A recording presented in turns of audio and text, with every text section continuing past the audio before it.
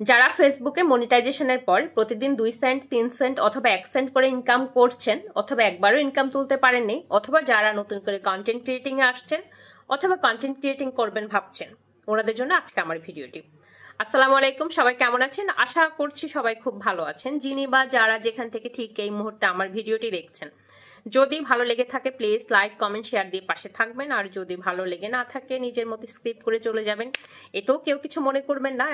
আমি বললাম ভালো না লাগলে স্ক্রিপ্ট করে চলে যাবেন, আপনাকে আমি বাধ্য করছি না আমাকে দেখার জন্য, শোনার জন্য। যাই হোক, যেটা বলছিলাম, কন্টেন্ট ক্রিয়েটিংটা একটা সময় খুব শৌখিন জব ছিল, সহজ কখনোই ছিল না। যে যখন কাজ করেছে ওর কাছে কাজটা অবশ্যই কঠিন ছিল। প্রতিদিন নিয়ম করে ভিডিও তৈরি করা, ওই ভিডিওটা পেজে আপলোড করা, এবং কমেন্টসগুলো রিপ্লাই দেওয়া, এঙ্গেজমেন্ট বাড়ানো, রিচ বাড়ানো, এগুলো কখনোই কোনো কালেই সহজ ছিল না।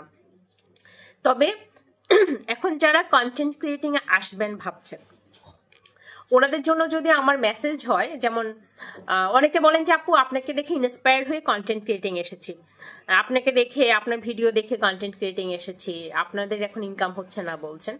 আসলে ইনকাম হচ্ছে না বিষয়টা একদম তা না, ইনকাম হচ্ছে। কিন্তু নতুন যারা আসছেন, যে ফেসবুকে কন্টেন্ট ক্রিয়েটিং করে একটা ক্যারিয়ার বিল্ড আপ করবেন, এটা একদমই সম্ভব না বর্তমানে ফেসবুকে।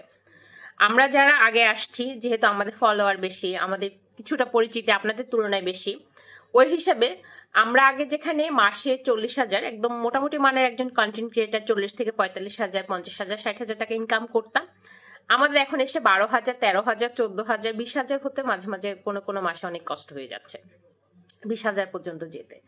আমাদের বাংলা টাকার কথা বলছি। মানে আমরা ফেসবুকে কন্টেন্ট ক্রিয়েট করে $200 করাও আমাদের জন্য অনেক কঠিন হয়ে যাচ্ছে।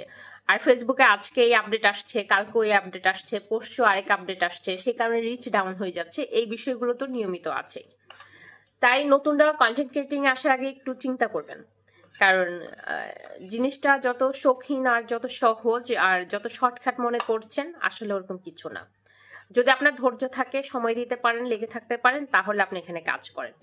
আর যারা ইনকাম তুলতে পারছেন না, 2 সেন্ট 1 সেন্ট করে ইনকাম আসছে, ওনাদেরকে বলবো শুধুমাত্র ভিডিওর উপর নির্ভর করবেন না, শুধুমাত্র ছবির উপর নির্ভর করেন না, শুধুমাত্র স্টোরির উপর নির্ভর করবেন না।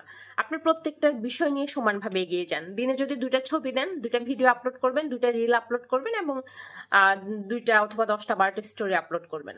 কারণ এখন আর ফেসবুক ওই অবস্থায় নেই যে দিনে 1টা 2টা ভিডিও আপলোড করলাম, কয়েক লক্ষ কয়েক মিলিয়ন পর্যন্ত হয়ে গেল, এবং আমি এভাবে যদি মাসে 30টা ভিডিও আপলোড করি, আমি একটা স্ট্যান্ডার্ড অ্যামাউন্ট ফেসবুক থেকে তুলতে পারবো।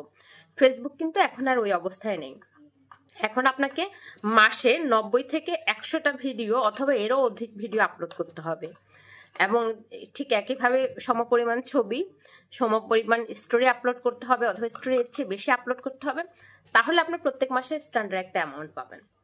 তাই যারা আমাকে দেখে আমাকে ইন্সপায়ার হয়ে এসেছেন, আসলে আমার তো কোনো দোষ নেই, আমি এখানে টাকা ইনকাম করেছি, আমি না করলে আপনাদেরকে বলতাম না। কিন্তু ফেসবুকে ভবিষ্যৎ তো যেমনটা আপনি জানেন না, তেমনটা আমিও জানি না। ধন্যবাদ সবাইকে, ভালো থাকবেন।